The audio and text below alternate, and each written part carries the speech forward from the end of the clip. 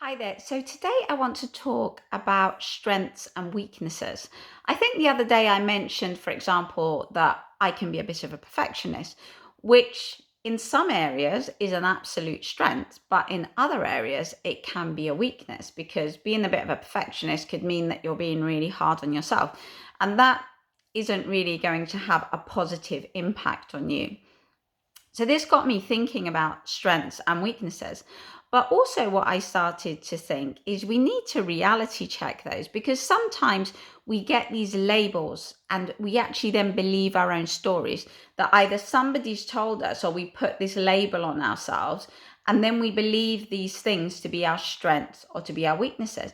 How many people do you know that in the workplace, say, for example, they can be really confident, assertive, or they could even be seem to be ruthless, and then outside of work that person that you seem ruthless at work is the kindest person, or somebody that at work is full of confidence, then outside of work is not confident. So these strengths and weaknesses, then, well, you have to reality check that, because that person that outside of work is not confident, it doesn't mean that they're not a confident person, because at work they're full of confidence. So it's when they're outside of work, what is it that makes them not feel confident? So they just think, I'm not confident. Their problem, their issue is not lack of confidence. It's something else that is triggering them to behave in that way. It could be something that was put in their minds years ago. It could be a learnt behavior. It could be something that they've seen somebody else or a parent and then they've taken that on. So really knowing your weaknesses and your strengths, but looking at them without putting labels on them, but looking at things as they are, can really help you. Say, for example, somebody, say exercise, diet, all those things that you need to have, consistency and commitment. How many people have said to me, but Lona, I just can never commit to anything. My problem is I'm not consistent. Then you speak to that person and they may be in the same job for 20 years. Or say, for example, do you brush your teeth every morning? Yeah. Do you have consistency and commitment? Yes. So you think that your problem is the lack of consistency and commitment, but it's not that, it's something else. It could be that whatever exercise regime, the way that you're doing it, the time that you're doing it, it doesn't work for you. It doesn't fit in your life. So therefore, that consistency and commitment is impossible. The same goes with your healthy eating routine.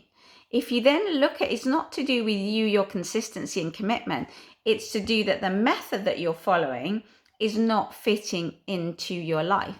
Because again, sometimes we have that all or nothing mentality that we want it to be this way, but this way is never going to fit into your life. But you could find different alternatives, a different way of looking at things, a different approach to things, and then that's going to fit in your life. So have a look at your strengths and weaknesses, but what the real strengths and weaknesses are. Because if you have that self-confidence at work, if you have that commitment, that consistency, that project planning, and this could even be as a mum, as a family, if you look at those things that you can do, you have those strengths. And then how can you apply those strengths to your goals and the things in your life that maybe you want to improve, change? And then when you look at your weaknesses, have a look. Are they really weaknesses, or are they just learned behaviors or just stories that you're telling yourself? But also have a look at your weaknesses, because they could be your biggest strength as well. Because sometimes people say, oh, my weakness is, I don't know, that I feel that I'm too kind for my own good, that people walk all over me. That weakness, having a good heart and kindness, is actually a strength that you have.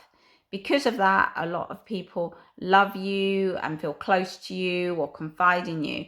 But it's just looking in what area do you become a walkover? Why do you feel that? And it's not because of your weakness, it's because maybe then you need to be assertive in different areas or express how you feel. So it's not that you're a walkover, that's a weakness. The weakness is that you don't express how you feel, that behavior or how somebody treats you makes you feel that way.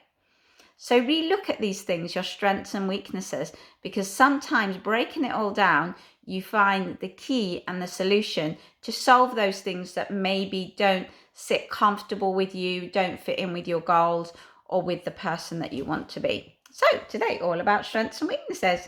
And my weakness is I talk too much, but also it's my strength because I'm a good communicator. Okay, bye.